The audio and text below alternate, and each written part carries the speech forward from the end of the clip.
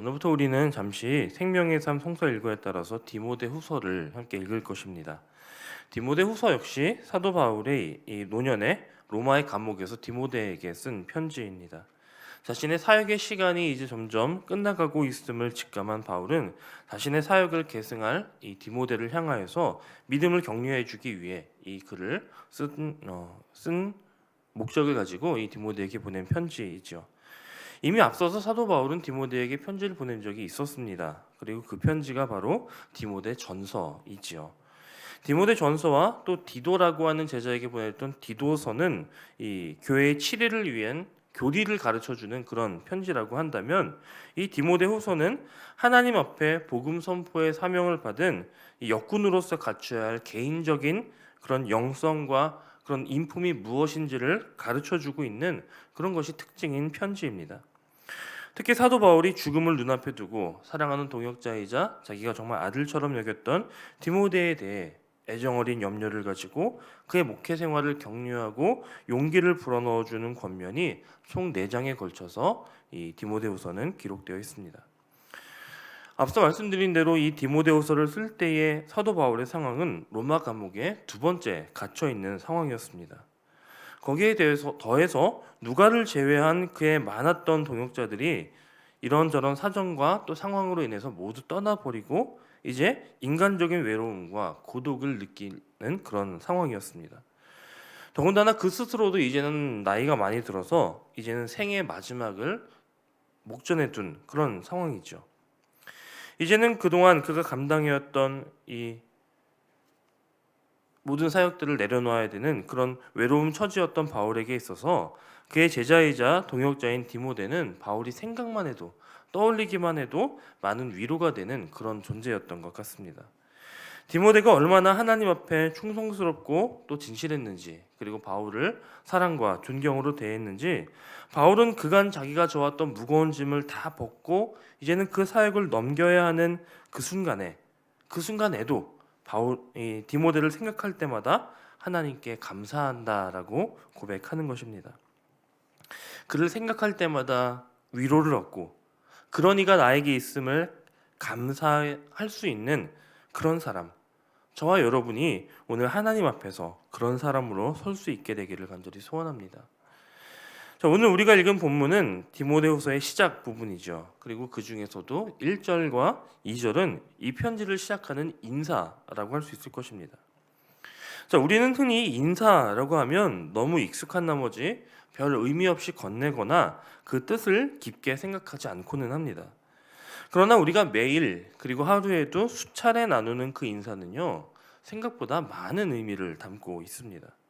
심지어 인사라고 하는 그 용어조차도 한자 그대로 풀었으면 사람 인자에 일사자를 씁니다. 그래서 사람 사이의 일, 즉 인간 관계에서 가장 기본적이고도 가장 중요한 것이 바로 이 인사라는 뜻이죠.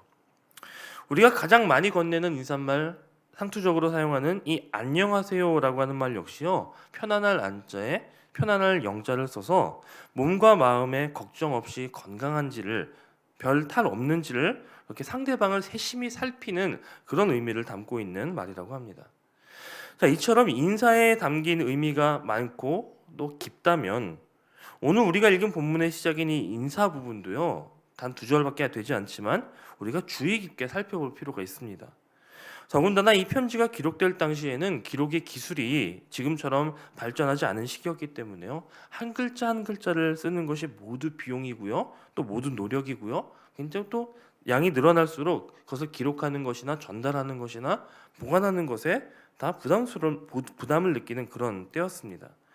그렇다면 바울의 인사 역시요, 한 글자 한 글자를 그 새길 때마다 바울이 그냥 상투적으로 자기의 습관 따라서 쓴 것이 아니라 그 한 글자 한 글자 모두 안에 그의 깊은 영적인 고민과 또 많은 되새김 속에 완성된 그 글이 인사라는 것입니다. 그리고 바울은 그가 쓴 거의 모든 편지를 대부분 이런 인사로 시작하는 것을 보게 됩니다. 그만큼 바울은 이 인사를 중요하게 여겼던 것이죠. 그래서 오늘은 본문 가운데 이 인사에 대해서 좀 중점적으로 살펴보게 되었습니다.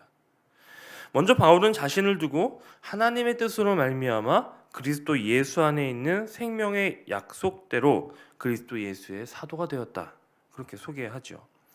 여러분, 그런데 생각해 보면 이 바울과 디모데가 서로 잘 모르는 사이도 아니고 자기 아들처럼 여겼던 이 디모데가 이 편지의 수신인이라는 점과 지금이야 우리가 이 편지를 성경의 일부로 인정하고 모든 교회가 함께 이 편지를 읽으며 은혜를 누리지만 바울이 이 편지를 쓸 때만 해도요, 이 편지는 지극히 개인적인 편지잖아요.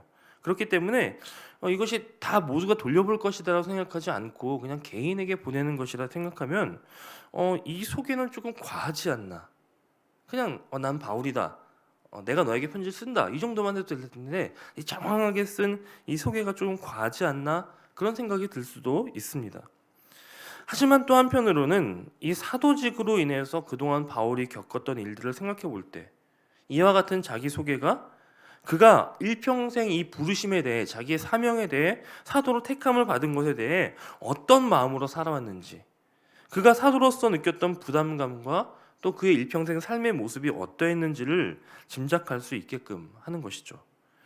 사도 바울은 주님께서 직접 택하시고 또 공생의 기간 동안 함께했던 이 12명의 제자에 들어가지 않는다는 이유로 일부 무리로부터 거짓 사도라는 공격을 받으며 사도성을 부인받으며 저 바울은 사도가 아니야 라고 하는 말을 들으며 그의 사역을 감당해야 했습니다. 바울의 대적자들은 바울이 전도하는 지역마다 그를 따라다니며 바울의 사역을 방해하고 그를 괴롭혔습니다. 그렇기 때문에 사도 바울은 어느 곳에 가든 누구를 대할 때나 자신의 사도직에 대해 자기가 어떻게 부르심을 받았고 또 어떤 목적을 가지고 살아가고 있다라고 하는 것을 밝히 알려주는 소개를 많이 해야만 했습니다. 이것은 다른 면으로 생각해 보면 바울이 자신의 사도직에 대해 자신의 부르심에 대해 그리고 자신을 불러주신 하나님을 늘 의식하며 살아왔음을 변증해 주는 내용이기도 합니다.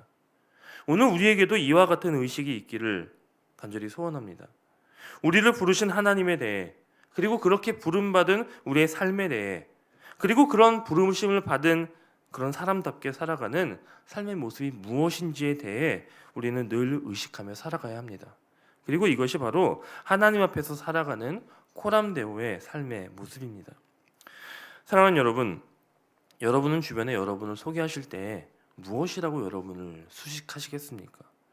그 수식어 안에 나를 표현하는, 나를 소개하는 그 말 안에 바울과 같은 아름다운 신앙 고백과 각자의 자리로 부름받은 그 부르심을 확신하는 믿음의 고백이 있기를 소원합니다. 바울이 이와 같이 자신의 부르심을 확신할 수 있었던 이유는 그가 예수 그리스도를 만났기 때문입니다. 그는 자신의 꿈이나 또 야망을 하나님의 뜻으로 포장하지 않았습니다. 그는 예수 그리스도를 확실히 만났고 그분 안에 있는 생명을 누렸고 그렇기 때문에 그 생명의 약속을 전하는 일에 확신이 있었다는 것이죠. 이것이 바로 바울이 자신의 사도직에 대하여 자신이 부르심받은 그 삶에 대하여 아주 확신하며 담대하게 전할 수 있었던 그런 이유입니다. 우리는 이와 같이 하나님의 뜻을 잘 분별해야 합니다. 하나님의 뜻을 나의 이기적인 가치관이나 또 나의 야망을 위해서 오용해서는 안 됩니다. 우리를 향한 하나님의 뜻, 그 뜻은 오직 예수 그리스도 안에서만 발견될 수 있습니다.